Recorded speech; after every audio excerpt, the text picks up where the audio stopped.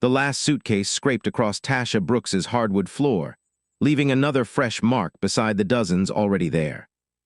"Careful," she said, more out of habit than hope. Malik Turner didn't look back. "It's just a floor." He tugged the oversized black suitcase through the hallway, while laughing into the phone wedged between his shoulder and ear. "Nah, man, it's real. Uncle Raymond left me the condo uptown. Yeah, that one overlooking Ramer Bearden Park."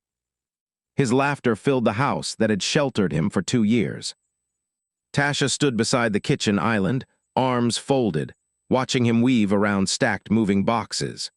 The guest room behind him was finally empty except for a bent lamp she'd bought after he'd broken the first one and never replaced it.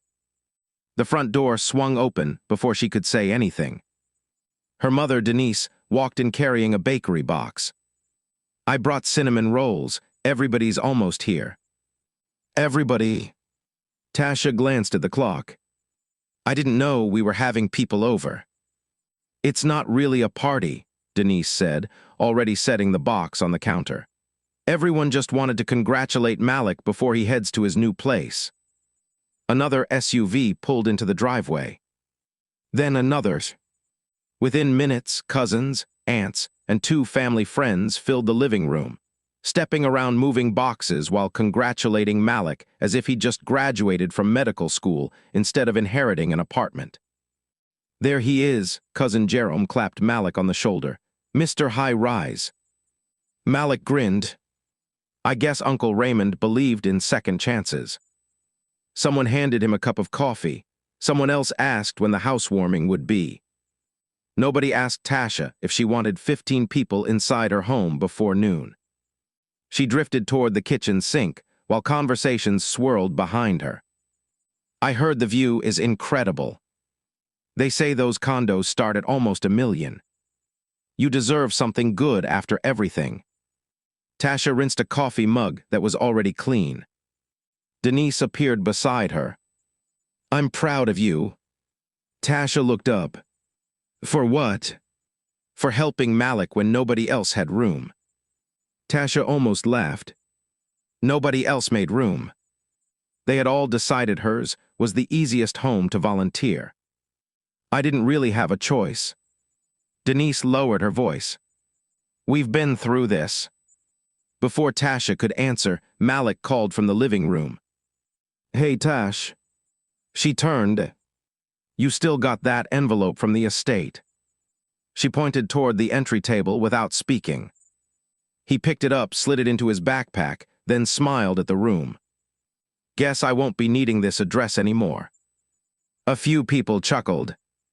Jerome whistled. "Man upgraded."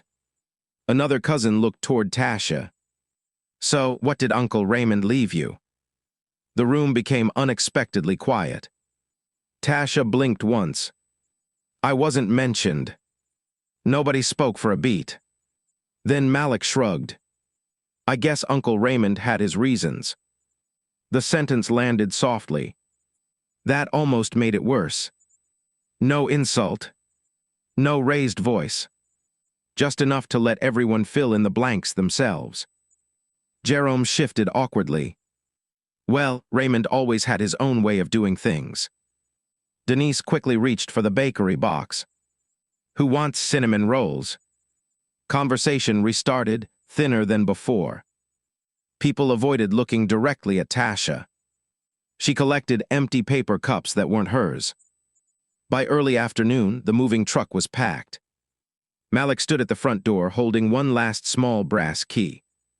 "The guest room." He flipped it toward her. The key skidded across the kitchen counter before spinning to a stop beside her unopened mail. "Appreciate everything." It sounded automatic, the kind of thank you people gave cashiers. Before she could respond, he was already outside. The engine started. Several relatives followed his SUV down the driveway, waving as though they were sending someone off to college. Within minutes, the house became quiet. Paper plates, half-empty coffee cups, a forgotten hoodie hanging over the dining chair. Denise lingered by the door. "I know today wasn't easy." Tasha kept gathering trash. I'm fine. I just don't want bitterness to settle in. Tasha tied off the garbage bag. What I don't want, she said evenly, is another house guest. Denise looked as if she wanted to answer, then simply picked up her purse. I'll call you tomorrow. The front door clicked shut. Silence returned. For the first time in 2 years, the hallway leading to the guest room was empty. Tasha walked past it without opening the door. Instead, she picked up the brass key from the counter and slipped it into the kitchen junk drawer before closing it. 3 weeks later, on an ordinary Tuesday morning, her receptionist walked into her office holding a large, certified envelope. It came from the Raymond Turner estate. Tasha frowned. It isn't addressed to me. No, the receptionist said. It's addressed to Brooks Compliance Consulting. Tasha signed for the certified envelope before carrying it into her office. The return address belonged to the law firm handling Raymond Turner's estate. She expected a routine request, tax records, verification of an old contract, maybe a reference. Instead, the first page bore the letterhead of the estate's board of trustees. She read it once, then again. Brooks Compliance Consulting had been retained to perform independent employment compliance reviews for a trust beneficiary over the next 12 months. She leaned back in her chair. The contract was substantial. The administrative fee alone would cover a full-time salary for another consultant. The engagement included monthly audits, documentation reviews, and direct reporting to the trustees. Everything would be handled under strict confidentiality. There was only one thing missing from the first page: the beneficiary's name. Her assistant, Maya, knocked lightly before stepping inside. Everything okay? Tasha slid the contract across the desk. We've been offered a new compliance account. Maya skimmed the first page. This is a big one. It is. You taking it? Tasha looked at the signature line. Unless there's a conflict. The trustee meeting was scheduled for Thursday morning in a conference room overlooking downtown Charlotte. 3 trustees sat across from Tasha with folders already organized in front of them. The oldest introduced himself first. Ms. Brooks, before we finalize this engagement, we need to confirm that neither you nor your firm has any financial relationship with the beneficiary. I don't know who the beneficiary is. One trustee opened a folder. You were recommended to us by Mr. Raymond Turner nearly 18 months ago.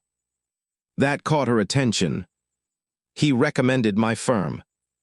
He spoke highly of your work after your audit for Carolina Distribution Services. We conducted our own review afterward. Your company met every qualification. Another trustee slid a document toward her. The beneficiary is Mr. Malik Turner. The room stayed quiet. Tasha read the name without changing expression. The oldest trustee noticed. You know him. He's my cousin. We became aware of the relationship only after preparing today's documents. He paused. If you're uncomfortable, we'll assign another firm. Tasha considered the offer. Will another firm begin from the beginning? Yes. The trust timeline would restart. She nodded once. I don't have a conflict. The trustees exchanged brief glances. The oldest continued. The estate requires independent verification that Mr. Turner maintains continuous employment with satisfactory performance at a family-owned business for 12 consecutive months. He pushed another folder toward her. No exceptions. No exceptions. If records are incomplete, you report them. If information is falsified, you report that as well. Tasha signed the engagement agreement. Business first, family second.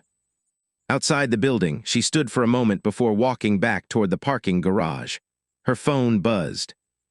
A notification from social media. Jerome had tagged half the family. Malik stood on a balcony overlooking the Charlotte skyline, one arm resting on the railing while holding up a set of keys. New chapter blessed. The comments piled underneath. You made it. Uncle Raymond knew you'd do big things. Living the dream. Tasha locked her phone without replying.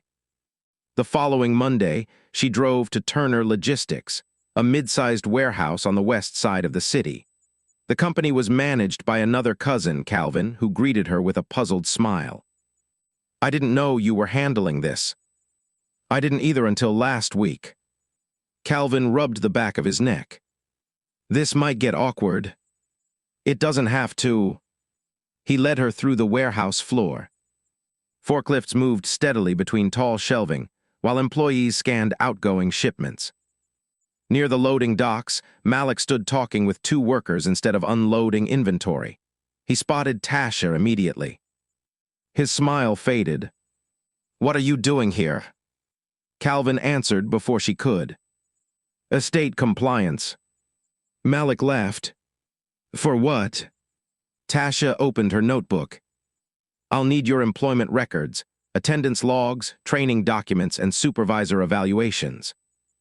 His expression shifted from confusion to disbelief. You work for the estate now. I work for the trustees. He looked at Calvin. This is a joke. No. Tasha wrote the date at the top of a fresh page. It's a scheduled compliance review. Malik forced a grin that didn't quite settle. Fine. He spread his hands. Review whatever you need. Tasha simply nodded. By late afternoon, she returned to her office. Waiting on her desk was an interoffice delivery. A single blue folder. Across the front, in neat printed letters, were the words, Month 1 Compliance Records, Malik Turner. The blue folder landed on Tasha's desk at the beginning of every month. By the third one, she no longer had to remind herself whose name would be inside. She opened the latest report, while Maya settled into the chair across from her with a tablet. Attendance first, Maya asked. Tasha nodded. Maya compared the electronic time records against the payroll summaries. He clocked 40 hours. Tasha scanned another page. The warehouse security logs have him entering after 9:03 mornings that week. The timesheet says 8. She highlighted the discrepancy without comment. There were more. A lunch break that lasted nearly 3 hours. An afternoon when his badge never registered leaving the break room. A forklift certification listed as completed before the training instructor had even returned from vacation. None of it proved fraud on its own. Together, it formed a pattern. She closed the folder. I'll request supporting documentation. Turner Logistics looked busier than it had during her previous visit. Delivery trucks backed into loading bays, while workers hurried through the warehouse with handheld scanners. Calvin met her near his office. You always seem to show up on payroll week. That's when records are complete. He gave a tired smile. I figured. Inside his office, Tasha spread the attendance reports across the desk. Can you explain these? Calvin rubbed his forehead before looking down. I've already talked to Malik. And he says the clock system misses punches. The security system missed them too. Calvin didn't answer. She waited. Finally, he sighed.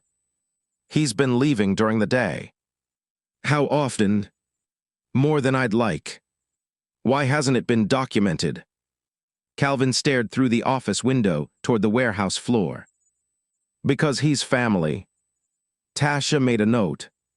Calvin noticed. You know this doesn't help him. It helps the record stay accurate. Malik found her before she reached the parking lot. You couldn't just call me.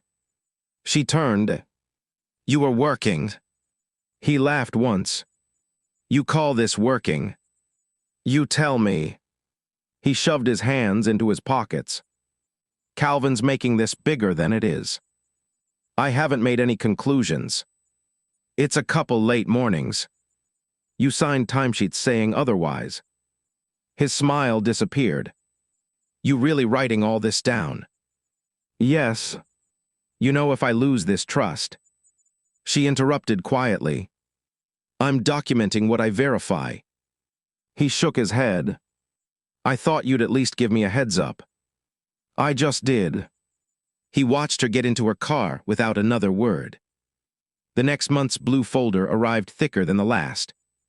Maya frowned while sorting through the paperwork. They sent witness statements. Tasha looked up. From who? Supervisors. One supervisor described repeated unexplained absences. Another documented unfinished assignments left for coworkers. A third included photographs showing pallets left unsecured after Malik walked away before the end of his shift. Near the bottom sat revised attendance sheets. Someone had changed several arrival times by hand. No initials, Meyer observed. No authorization either. Tasha compared the handwriting to earlier reports.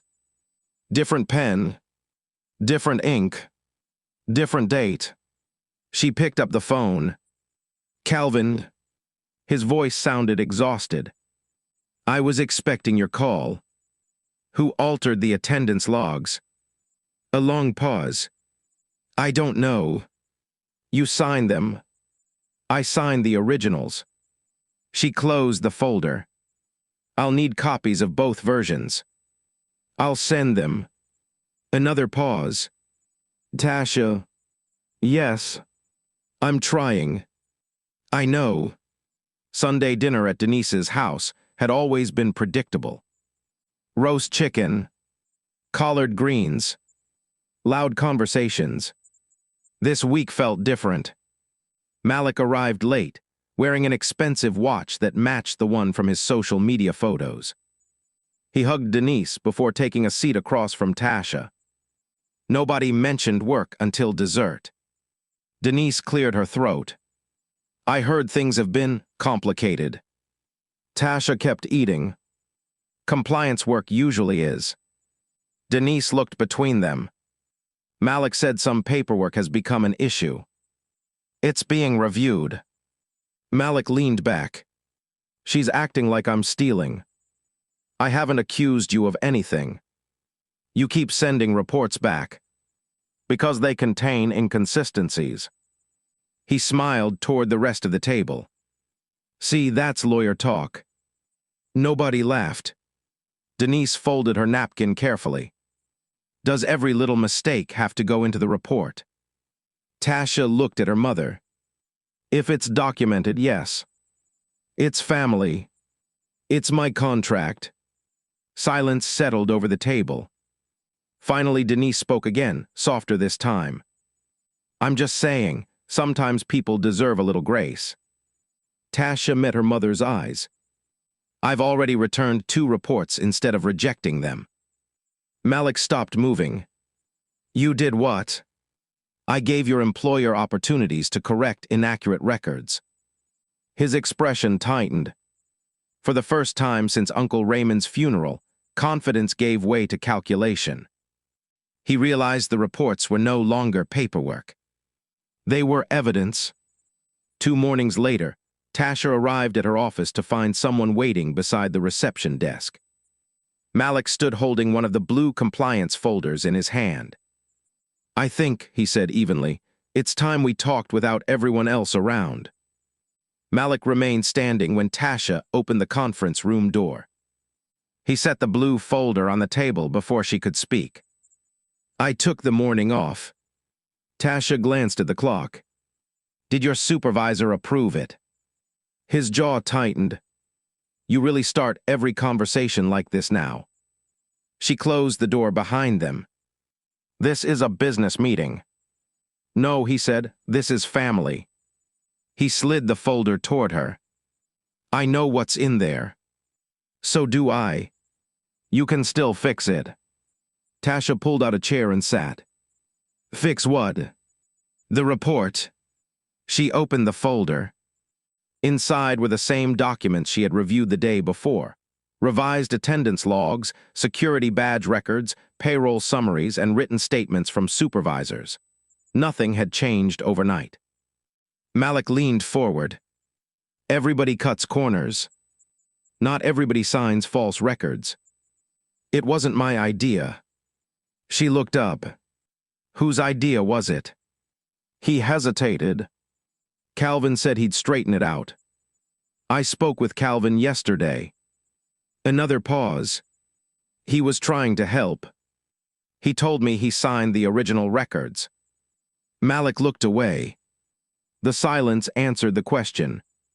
You changed them yourself, Tasha said. He didn't deny it. Instead, he rubbed both hands across his face. I messed up. You've had 3 corrected reports. I know. You were warned every month. I know. She closed the folder. So what are you asking me to do? His voice dropped.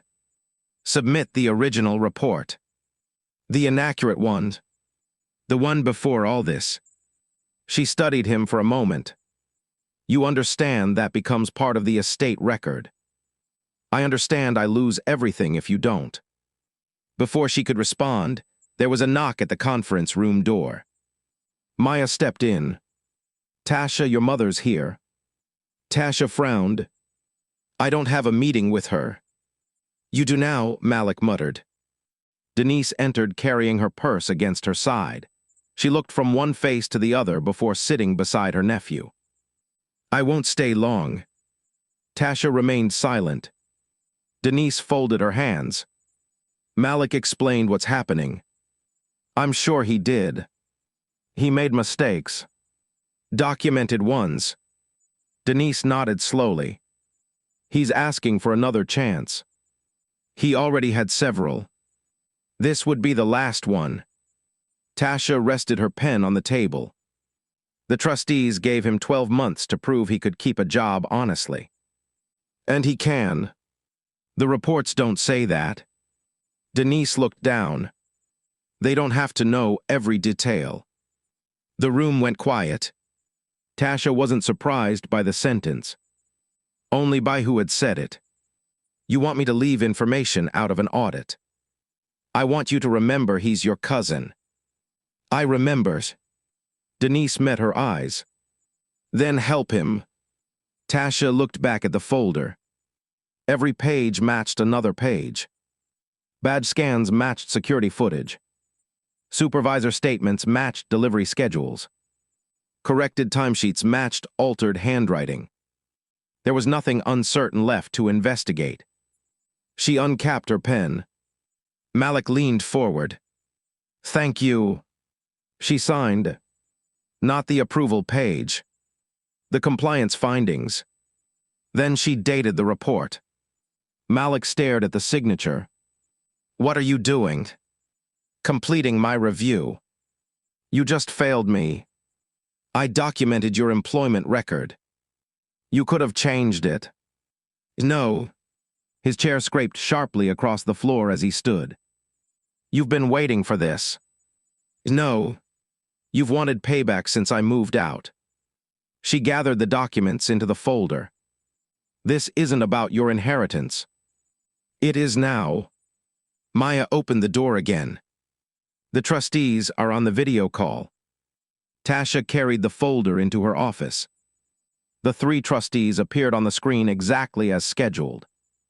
The oldest spoke first. Ms. Brooks, have you completed your findings? I have. Any concerns regarding the integrity of the records? There are repeated discrepancies supported by independent documentation. She summarized the evidence without embellishment. Unauthorized alterations. Verified absenteeism. False attendance certifications. Supervisor statements. Each point matched the written report already uploaded to the secure portal. When she finished, none of the trustees spoke immediately. Finally, the chairman nodded once. The board will suspend all trust distributions pending formal review. He looked down at his notes. Mr. Turner's provisional property rights will also be frozen until the review is complete. The meeting ended less than 2 minutes later. Outside her office window, Tasha watched employees crossing the parking lot for lunch. Business continued. Deliveries arrived. Phones rang. Inside the reception area, Malik walked past without looking at her. Denise lingered near the front door. I didn't think it would happen this fast. Tasha picked up the blue folder one last time. It didn't. She placed it into the outgoing case file for the trustees. It took 4 months. Late that afternoon, an email from the estate appeared in her inbox. The trustees had scheduled a final determination hearing for the following week, where Malik's future under the trust would be decided based on the complete compliance record. The hearing lasted less than an hour. Tasha attended by video from her office. The trustees sat at one end of the conference table, their attorney beside them. Malik and his attorney joined from another room. Calvin appeared briefly to answer questions about payroll records before being excused. No one raised their voice. No one argued over the facts. The trustees worked through the file page by page. Attendance records, security badge logs, supervisor statements, the altered timesheets. Finally, the chairman closed the blue folder. The board finds that the beneficiary failed to satisfy the employment requirements established under the trust. He looked toward Malik. The 12-month compliance period is terminated. Malik shifted forward. So what happens now? The trust remains intact. Hope crossed his face for a moment. The chairman continued. You may begin a new 12-month compliance period after 6 months, provided you obtain qualifying employment. And the condo? Your occupancy was provisional. The attorney answered that question. Permanent ownership has not vested. The property returns to the estate until the trust conditions are successfully completed. The meeting ended shortly afterward. There was no dramatic exit. Only paperwork. Over the next 2 weeks, the signs appeared one by one. The luxury SUV parked outside the condo disappeared. A moving truck arrived on a Thursday morning. Boxes that had once been carried inside were loaded back out. The photographs on Malik's social media account quietly vanished. No announcement explained why. People simply stopped commenting. Brooks Compliance Consulting did not. Work continued.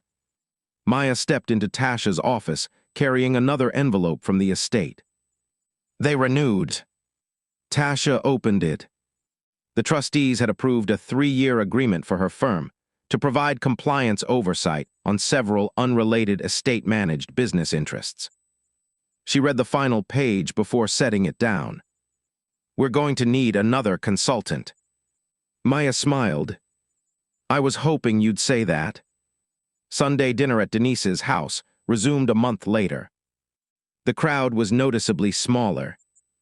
Jerome canceled at the last minute.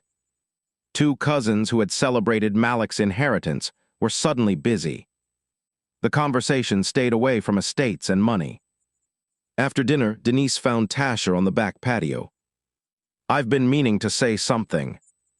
Tasha waited. I kept asking you to be the reasonable one.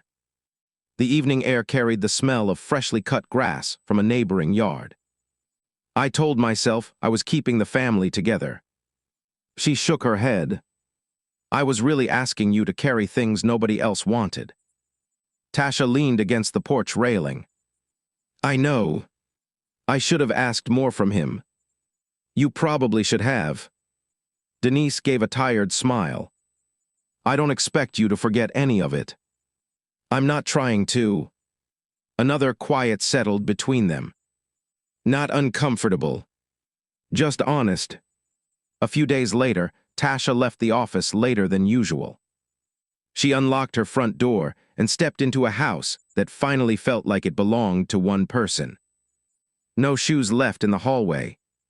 No dirty dishes waiting in the sink. No television playing in an empty room. She placed her keys on the kitchen counter. When she opened the junk drawer looking for a battery, something caught her eye. The small brass guest room key. It had been sitting there untouched since the day Malik moved out. She picked it up, turning it once between her fingers. For 2 years, that key had opened a room she never wanted to give away. For months afterward, it had reminded her how easily everyone had expected her to keep sacrificing because it was convenient. She carried it to the trash can. The key landed with a dull metallic sound beneath a stack of junk mail. She closed the lid. Then she walked down the hallway to the guest room. The walls had been repainted. A bookshelf stood where Malik's bed used to be. The room now held a desk beneath the window, a comfortable reading chair, and neatly labeled storage cabinets for business files that no longer fit in her office. It had become useful again. Tasha switched off the light, locked the front door for the night, and set the alarm. Her phone buzzed once. An email from Human Resources confirmed that Brooks Compliance Consulting's newest employee had accepted the offer and would start the following Monday. She smiled faintly, slipped the phone into her pocket, and headed upstairs. For the first time in years, the quiet inside her home belonged entirely to her, and she no longer felt any obligation to give it away.